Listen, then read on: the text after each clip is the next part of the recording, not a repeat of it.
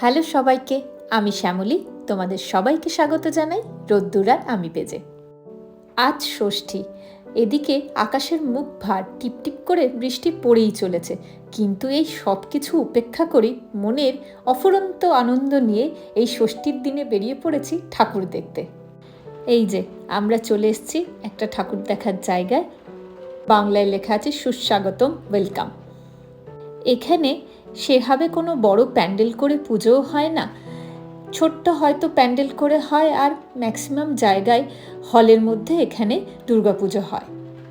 তবে এই পুজোটা একটা ছোট্ট প্যান্ডেল মতন করে করা হয়েছে।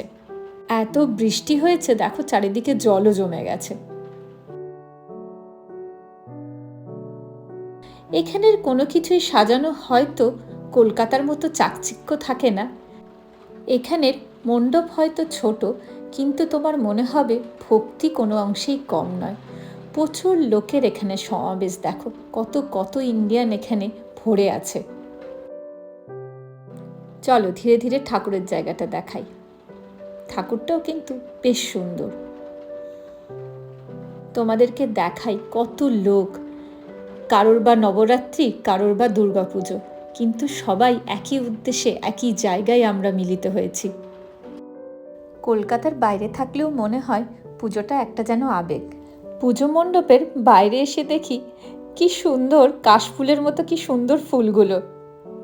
এরপর আমরা চলে এসেছি আরেকটা পুজোর জায়গায়।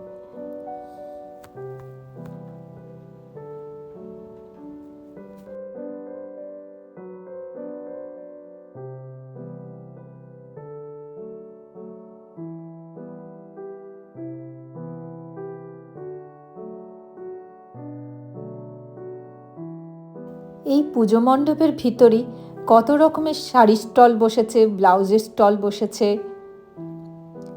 2-3টে কাউন্টার বসেছে শাড়ি, আর এটা হলো জুয়েলারি, কত রকমের জুয়েলারি।